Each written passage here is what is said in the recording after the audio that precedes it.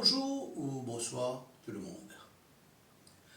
Il y a quelque temps, un voyageur débarque pour la première fois à Maurice.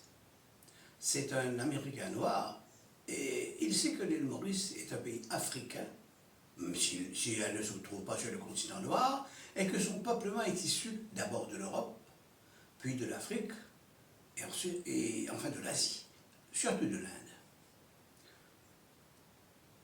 Alors,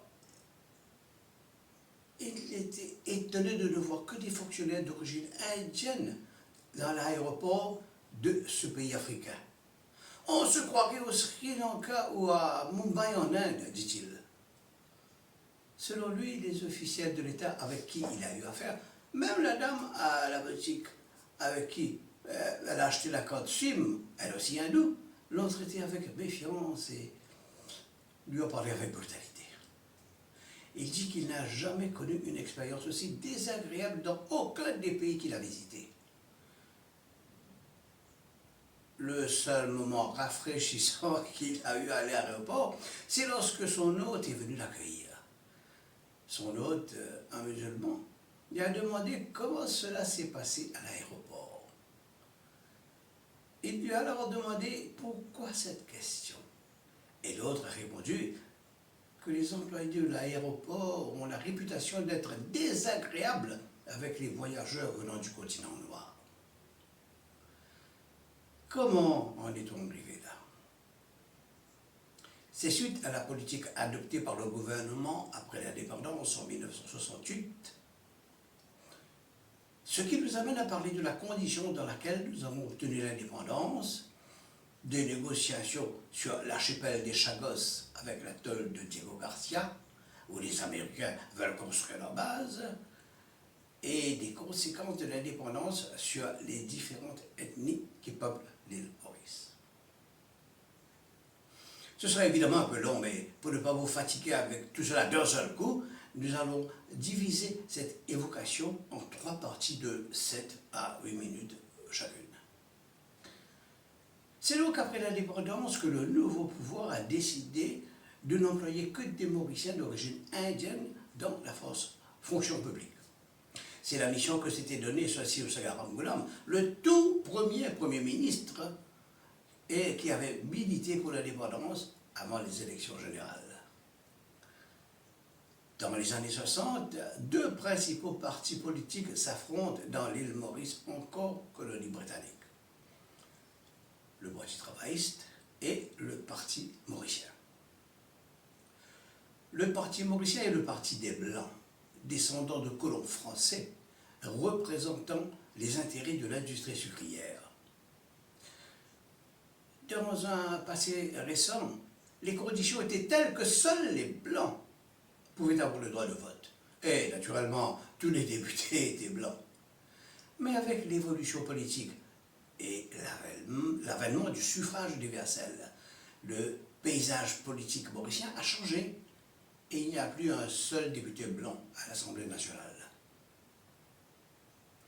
Le Parti travailliste a été fondé par le docteur Maurice Curie en 1936.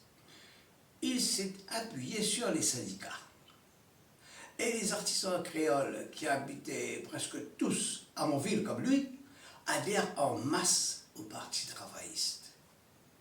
Mais le docteur Curie ne se contente pas d'un parti où il y a seulement les créoles. Il veut un parti de tous les travailleurs. Alors, avec le Pandit Tsadeo, religieux hindou d'origine indienne, il met le cap sur les camps sucriers dans les régions rurales pour convaincre les travailleurs engagés indiens et leurs enfants et laboureurs comme eux, mais nés à Maurice, d'adhérer à son parti.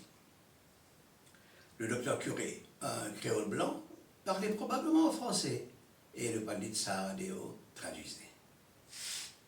En un rien de temps, Curie a fait du Parti travailliste le plus grand parti de Maurice. Mais les Blancs l'ont boycotté. Et ayant perdu sa clientèle blanche, le docteur Curie est ruiné et il passe la main à son proche collaborateur Antil, un syndicaliste. Après quelques années, Antil meurt d'épuisement et Guy Rosemont prend la relève.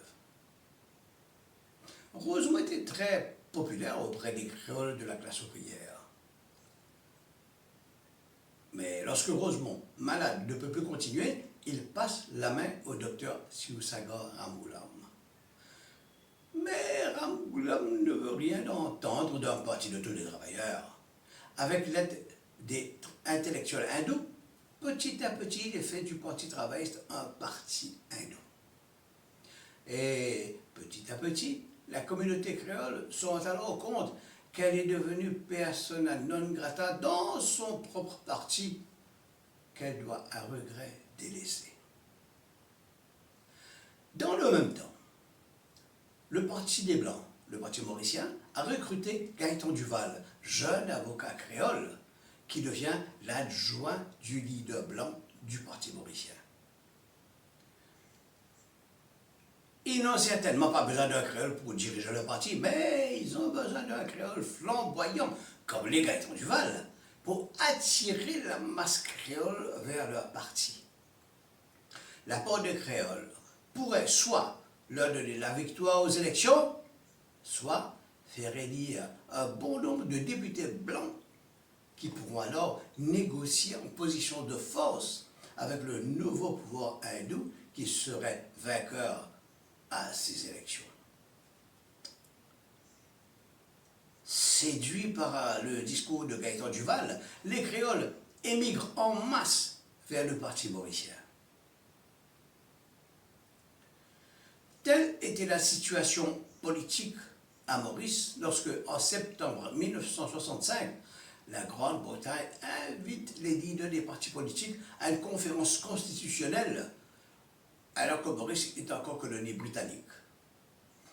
Ce sera, paraît-il, pour parler indépendance ou intégration.